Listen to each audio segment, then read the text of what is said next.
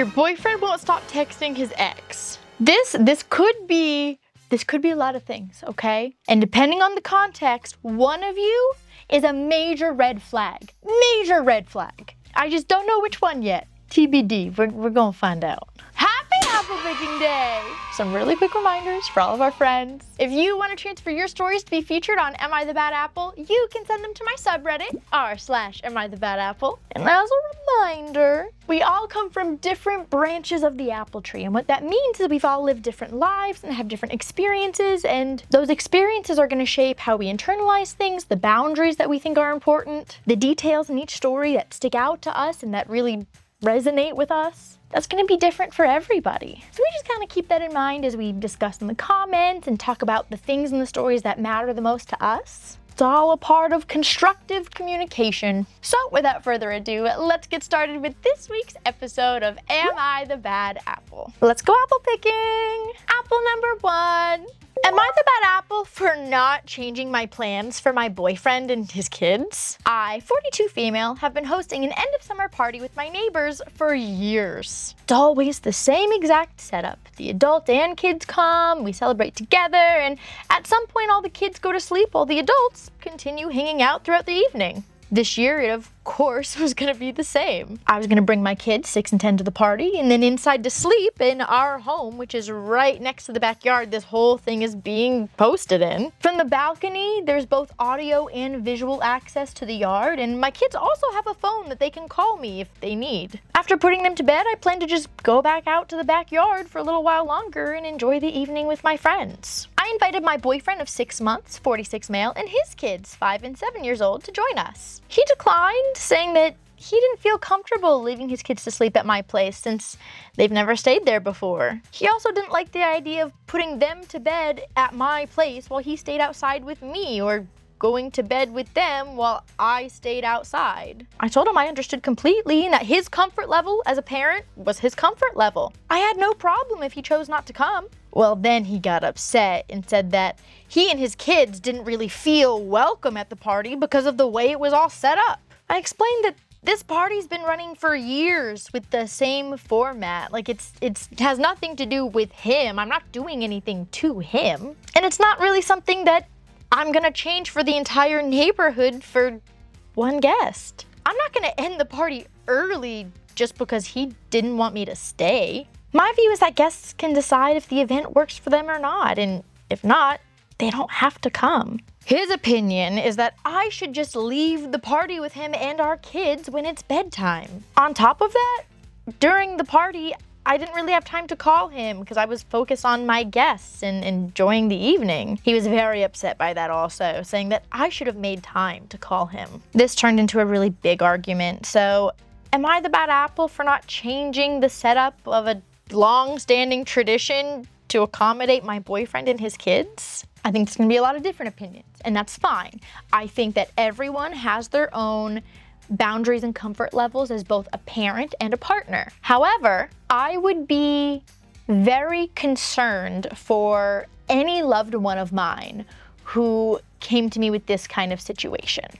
Because while as a parent, you can have your own comfort levels about where you want your kids to fall asleep and whether you feel comfortable being on the patio while they're sleeping or not, which, to be fair, we know I'm not a parent, right? I'm not a parent. I feel like having a fit saying you can't be in your own backyard, well, I guess 5 is kind of young. So maybe, I don't know, parents, you can let me know. Is it reasonable to hang out in your own backyard while your 5-year-old is asleep inside? Thinking about my friends who have 5-year-olds, that's kind of young. I don't know. I don't know what's reasonable. I don't know if that's everyone's gonna have a different opinion, or if it's no, at this age is when that makes sense. I don't know. I don't have kids. I feel like if you've got a baby monitor, or she said that from the balcony of their room, she can see and hear them. That makes me feel like it's not that far away, and if the 5-year-old were to get up, she could hear him easily and go check on him. I feel like that's reasonable. Would that change if I were to have a kid? Maybe. I don't know. Would that change if parents in my comment section were no, that's crazy and unsafe? Yeah, for sure. I always say that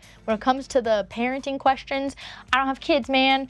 I'm absolutely gonna take what you guys say as important because you guys have them and I don't. But the bottom line here is that she's had this tradition, she's had this thing go on in her backyard for years, and boyfriend wants it all to change. First of all, if he doesn't feel comfortable like with his 5-year-old being inside while he's outside, okay, that's fair. I feel like villainizing your girlfriend because she wants to continue on with the party, that feels kind of controlling to me. This is your comfort level as a parent, and if you don't do exactly like I do, we're gonna have a problem. Like, you can't enjoy the rest of your night. I'm not gonna be if you like have this experience without me, I'm gonna fault you for that. I don't like that. I don't like that at all. If he decided he didn't want to come, it's not in his comfort levels, that's fine. That's valid. Because I can see that, well, my kids haven't slept at your place before. I don't feel comfortable sleeping there while an event's going on. They might not feel comfortable. That's fine. W dad move, thinking about the comfort of his kids. But to tell her that she can't finish the night with her friends in her own home at an event in her backyard, that feels crazy to me. That feels way controlling. And then to say that during the party, she has to step away to call you, I don't know if I love that either. Like, it depends on what it's for, right? It depends on what it's for. If it's like every night you call to say goodnight and you just wanted to talk to her for like 10 seconds, I can see that. Like, I'm someone calling to say goodnight, that's important to me. I'd be like, you can take 10 seconds to tell me goodnight. Now, if he was like, you didn't call me to tell me about your day, I don't love that. Or hold on, it also depends on how late it goes, because like if the party went until 10, 11 p.m. and they're staying up till midnight after anyways, like just in their own homes, she doesn't need to call him to say goodnight in the middle of the party. Like, that's dumb. It like, does he go to bed at 9 p.m.? Does he go to bed at 10 p.m.? I don't know. These are all questions that I have about the phone call. Regardless, to make her feel bad about not calling to have a whole phone conversation while you're hosting an event, that's a little much. I don't think that you sacrificing something that you do every year with your little community that you built, you deciding not to do it or to cut it early because of what he wants to do with his kids, like, I don't love that. And I know that there are some people who like they go fast in a relationship. 6 months would be a very serious relationship for some people, and that's fine. But if his kids still have not stayed the night at her house, that tells me it's not one of those situations, right? It's not one of those situations where they're moving fast and they're already fusing their lives together. Like, clearly they're not, because after 6 months, his kids have not spent the night at her house, which is fine. Go at your own pace, you know, whatever is comfortable for you and your kids. But what that tells me is that the relationship's not at a point where she should even consider sacrificing things she's been doing with her community for years because he wants her to spend time with him inside, or doesn't want her to experience the party without him, kind of like, you know what I mean? So regardless of the details of the phone call, I think in all, it's a good apple for me, personally. There are a lot of details that I would like to gauge the concern level, but we don't have those, so it is what it is. We're just gonna have to go with good apple.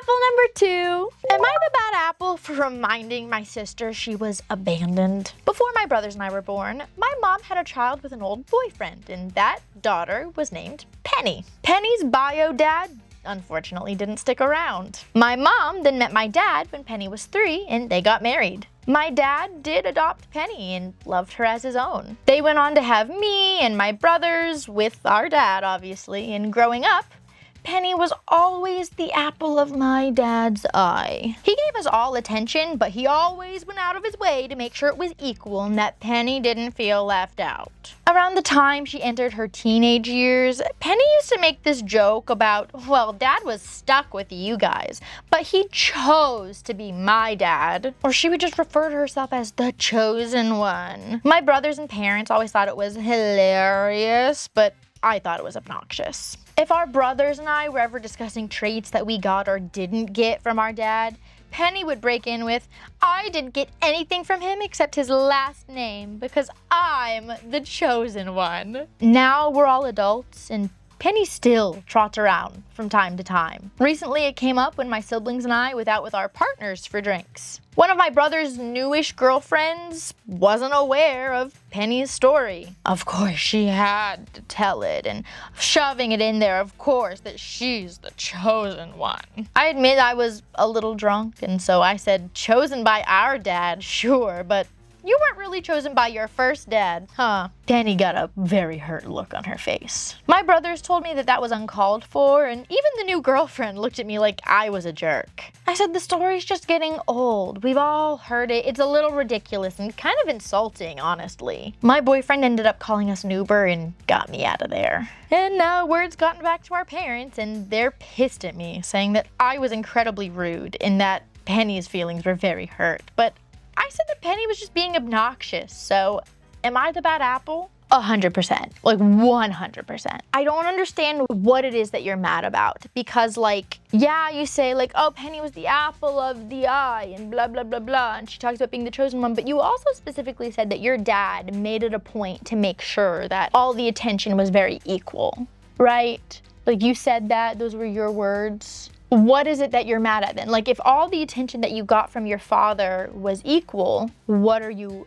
rebelling against? Like what is it about? Like what upsets you that much? Like that's what I don't get. Are you mad that she insinuated that she was favorited? Like I'm trying to understand what about your dad made sure everyone got equal attention and no one felt different or left out. What about that upsets you so much? And I'm assuming that it's her insinuating that she was preferred. But if you never felt that, what are you mad about? I don't understand. I don't get it. Like, if you never felt like your dad was treating her better than you, why do you care if she like thinks it? Why? I don't understand. I don't understand. It's very clear to me that Penny really struggles with the idea that like her dad left her.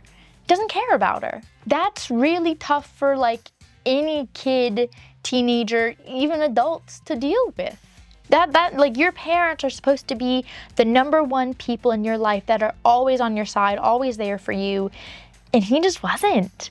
And that's something that she has to deal with and carry every day. So like clearly this idea of being the chosen one is obviously overcompensation for this insecurity that she has from that issue. Like I think that's a very obvious, glaring thing. And if it's bothered you that she talks about it like that, I don't see anywhere in here where you've mentioned you talked to her about it or talked to your mom or your dad about it. So you don't like that you were treated equally and that you felt like you were treated equally, and you don't like that everyone else thought it was funny but you didn't, but you never told anyone that you didn't. So you're surprised that it didn't stop. And then one day you just threw it in her face that her dad abandoned her? And you don't think that's a problem? Oh, honey. I don't like that. Because again, like it doesn't say anywhere where you voiced, oh, this bothers me, or this is something that upsets me. Like I don't see that anywhere in here. So I don't see why she would change the behavior if it's something that helps her cope and it was never brought to her attention that it was something that upset you. Like everyone else laughs, everyone else thinks it's funny. Did you ever voice, this bothers me? But I just feel bad for Penny. So I'm going bad apple for sure. Like, that's just so messed up. Without any context, rubbing in someone's face that their parent left them and abandoned them as a child, not cool. Not a fan. Don't like it. Apple number 3. Am I the bad apple for not allowing my sister's boyfriend to meet the family? I, 28 male, have a sister, 21 female, who's dating a guy we'll call M, 31 male. Now, when I first heard about M, I was happy for my sister. Yeah, it was weird that he's 30 and my sister's 20, at least at the time that they started dating. But I guess age is just a number for a lot of people, so why not them? Anyways, we did not get along. M refused to talk to me and would ignore me when I asked how he was and what he liked, but would talk to other people just fine. M called me a rude brat, and my sister said that it was because M has problems with his brother, so he's probably just projecting them onto me. But I told my sister that I didn't want to see M until he apologized. I'm your brother, not his. Well, all this came to a head 8 months later, around the day before my graduation, and M still hadn't apologized to me at this point. M was supposed to meet my grandmother for the first time, and my mother. My grandmother cooked her famous food, and I went to a friend's house because I didn't want to see M, but when I came back, I heard that M didn't even show up. He canceled 15 minutes before he was supposed to get there. I was so angry that he would do that to my mom and grandmother and not even give them a reason. I then started talking about my graduation the next day and the amusement park trip that my dad's side of the family was taking me on as a present the day after my graduation, and my sister butted in saying, "Oh yeah, I invited Em to the amusement park with us." I said no. If Em's going, I'm not going. Em's not ruining my graduation present. She got all mad and huffy after a fight, but she said she's not even sure if he's going, so she'll let me know. My graduation happened, and as soon as we got outside and it finished, she immediately started begging my mom for Em to come on the trip. I said no, if he's there, I'm not going. That night at dinner, everyone's congratulating me and I was so happy, and then my sister said, "Oh yeah, Em's coming to the amusement park tomorrow." I was pissed. This is supposed to be a moment about me, and now she's turning it into a moment about her and her boyfriend who I hate. I was mad, and I said that I wasn't going if he is, but my dad said that the tickets were already bought, and the family all flew out to come see me and spend time with me, so I had to go. I went, and I was extremely uncomfortable and upset being around my sister and Em. I tried my best to small talk with him, but still nothing. I then asked why Em didn't show up to see my mother and my grandmother, and Em actually responded, and I quote, said, "It wasn't gonna be fun to see your grandmother and mother, and that food wasn't gonna be that good, so I decided not to go." I was furious, and I couldn't believe I had to spend the rest of the day with that guy. I told everybody what Em said and what my sister did, and everyone was mad at her for like an hour, but then they just told me that I was over-exaggerating and I was being emotional and it wasn't that big of a deal and that I just had to forgive them. When I got home, I cried for 2 days because my graduation, that was all supposed to be about me, was now all about my sister and her boyfriend, and I had enough of it. Later, I told my sister that Em at least had to apologize to my mother and grandmother for not showing up when they were supposed to that day, and fast forward to 2 months later, he still didn't apologize. Not only that, but apparently now me and my mom and my sister are all hosting Thanksgiving this year? Well, of course, she wants to invite Em to meet everybody, and I said no, you can't invite him. If he shows up, I'm not going. After what your boyfriend did to me and my mom and grandmother, he's not allowed to be here near me or my family. I won't come. She got mad, saying that it's time that he meets everybody. And then my family got mad at me too, but I made myself clear. He has to apologize at least to my mother and grandmother. Am I the bad apple for not allowing her boyfriend to meet everybody? Oh, wow. There's so much here. Everyone's gonna have a lot of different opinions on a lot of these things because everyone's going to have their own priorities, their own values, their own boundaries, and that's fine. That's okay. We don't have to have the same exact ones. We don't have to agree on all of it. That is okay. First of all, if my brother was with someone who had no care about having any kind of relationship with any of us, I wouldn't like that. He did have that in the past. We didn't like it. Not a fan. Like, our family is very close, and so the idea that our significant others get along with family members is very important to us, right? And so I would also be very upset if my brother came home with someone that like didn't even care to have a conversation with me. However, that has happened before. He has been with those kinds of girls before. And I never, ever felt like I had a right to like disinvite them from family things. Like, if anything, the only time I ever put my foot down was for like my birthday dinner. That was it. And it wasn't even like a she doesn't want to be my friend, I don't want her there. It was like, this girl has like gone out of her way to cause family problems. I don't want to deal with her on my birthday. I just don't. I personally am not a fan of the like, she brought him up on the day you graduated, and that's making the whole day that's supposed to be about me about her. Like, I'm not a fan of that mentality and that attitude. Like, I feel like that's something that someone who's classified as a legal adult that feels a little immature to me personally.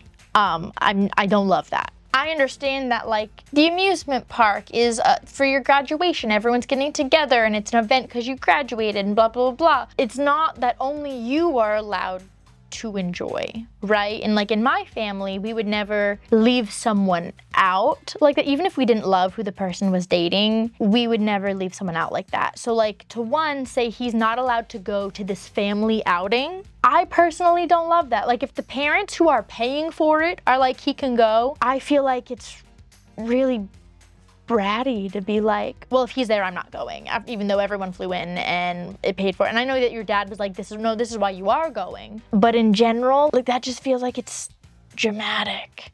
And like, okay, he didn't want to be your friend. Not everyone in your life is going to be your friend. And while like I've already said that, yes, my family also really values relationships with our family members, significant others, if you think you're being a selfish brat and like this is the kind of behavior you exhibit all the time, all I'm saying is I can see why he might feel that way and not want a relationship with you.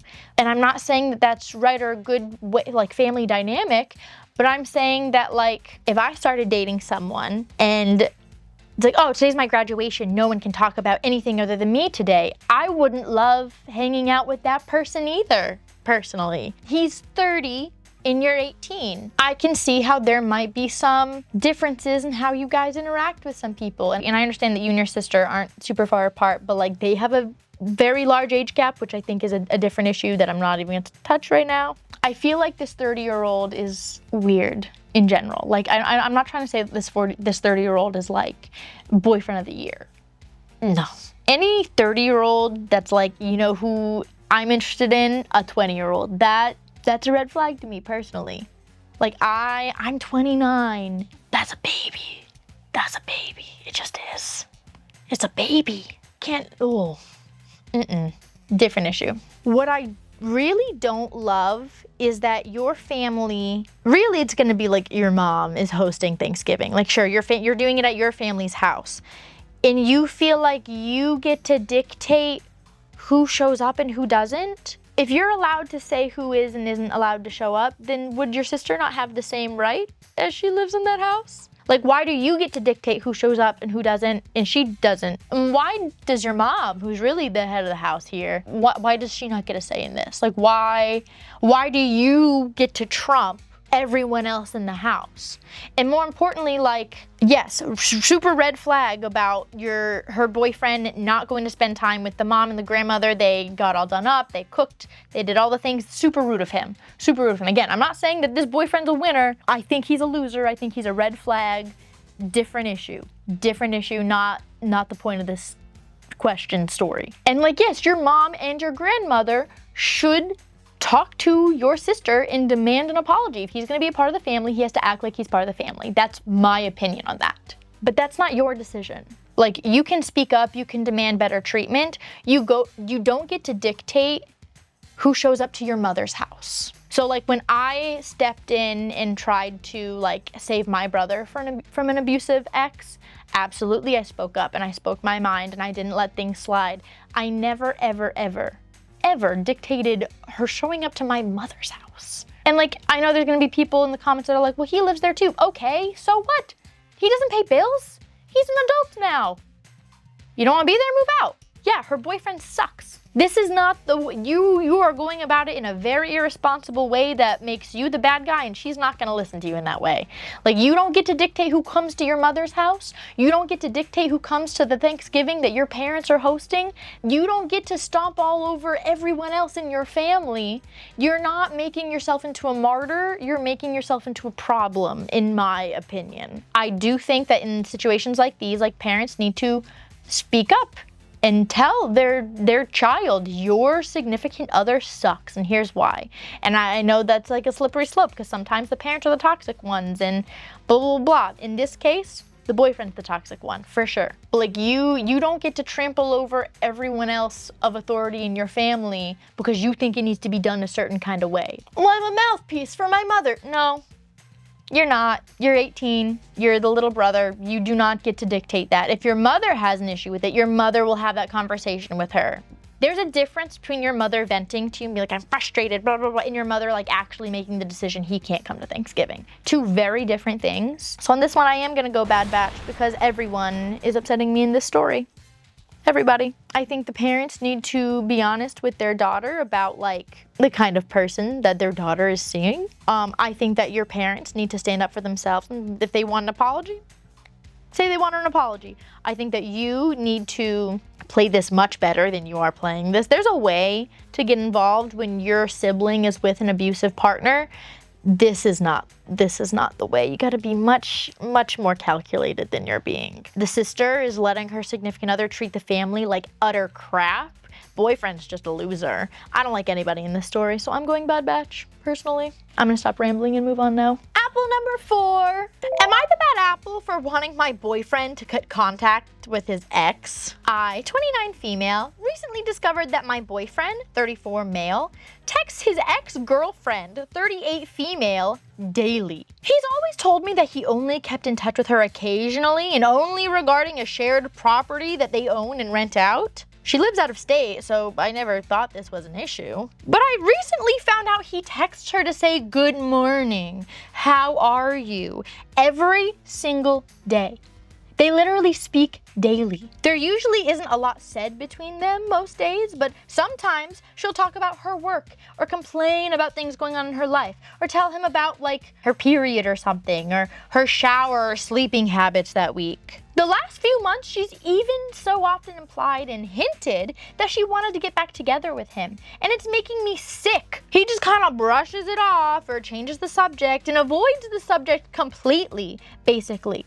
But he's never actually told her that I existed, nor the child that we have together. We live together. We have a kid. She doesn't know any of this. He's never thought to bring it up. I'm so upset, and I expressed this, but he acted like it's not a big deal because he hasn't expressed anything romantic. He hasn't said anything inappropriate towards her. He told me that up until recently, he didn't even know she still saw him that way and just considered her a good friend that he was with several years ago before they broke up. But I had no idea their interactions was like this, and I'm besides myself. Her messages seem way too personal for my liking, and I'm not comfortable with him talking to an ex daily like that at all. The fact that she's now expressed wanting him back and he hasn't said anything about it makes me physically ill. My biggest issue is the fact that he's hid our entire family from her. She thinks he lives alone. He hasn't even told her he's seeing someone, much less that we're literally a long-term couple with a child.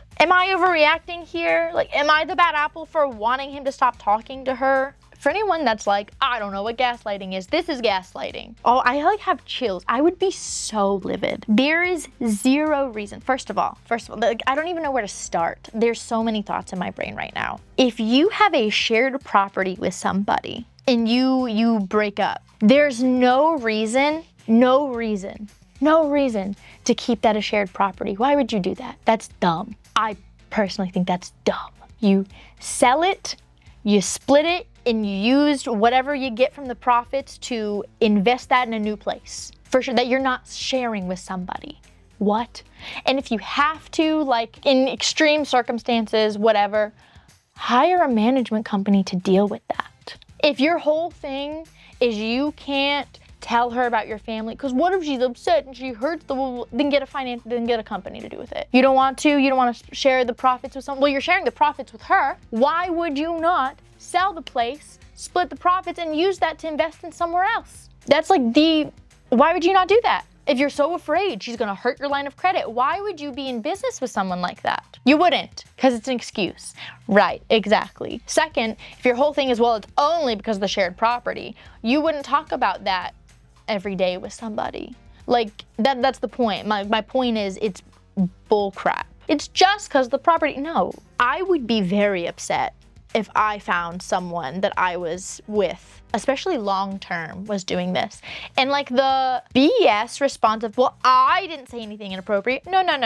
If you are with somebody and someone comes on to them in an appropriate way, and they don't say no, and even like when they do say no, if they're like, oh, sorry, I have a girlfriend. No, what are you sorry for? What are you sorry for? No, I have a girlfriend, period.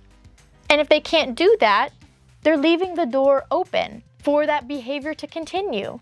Unacceptable. Whether he has any intentions or not, besides, it doesn't matter. Your actions should never, ever make the person that you're with question whether you want to be with them or not. This to me, very red flaggy behavior. If he can't give her up, the ex, that's, to me, that would be a deal breaker. I'm going completely good apple and you wanting him to cut her out. There are so many options. Sell the property, invest in something new, get a management team to deal with it so that you don't have to interact with her. Like, there are a lot of options, okay? This is, to me, this would be unacceptable completely. So this is what it is. I got 2 good apples, a bad apple, and a bad batch. At least that's what I got. I'm positive that this week we're gonna have a lot of different answers, and that's okay. Again, we all have different boundaries. We have different things that we prioritize. That's okay. We don't always have, some of the stories, it's completely okay that we disagree on. But regardless, I would love to hear what you got down in the comments. As always, if you want a chance for your stories to be featured on Am I the Bad Apple, you can send them to my subreddit, r/AmITheBadApple. And for your well wishes today, it is National Bowling League Day and National Welsh Rarebit Day, and I had to look that up. And it's a cheesy snack. It says a tasty and satisfying snack, cheesy toast, originally called Rabbit, but there's no rabbit in it, so now they say Rarebit. You know what? I love cheese. I love cheese, okay? I made this into a little lifestyle video, and I don't know when it's gonna get posted. Who knows how long it'll stay in my drafts. It was like, I've made a lot of mistakes in my life, but adding extra cheese than what a recipe called for, this has never been one of them, and I stand by that. So that one's mine. I'm not good at bowling. I don't like bowling. If I don't got the little things up, then I just get gutter balls. I don't have, look, do you see how little my hands are? Okay, I got like baby carrot fingers. I don't have the strength in my fingers or my hands to like properly roll a bowling ball. I barely got the strength in my little baby carrot fingers to hold a bowling ball, okay? Bowling's not for me. It's just not. I'll go and I'll watch everyone else have a good time, and I'll have a great time doing it. Please don't hand me a bowling ball. Rarebit, the cheesy toast, that's me today. I'm happy with it. Thank you so much for hanging out with me today. I hope you have a great rest of your day and hope to see you all next week. Bye, my lovelies. Mwah.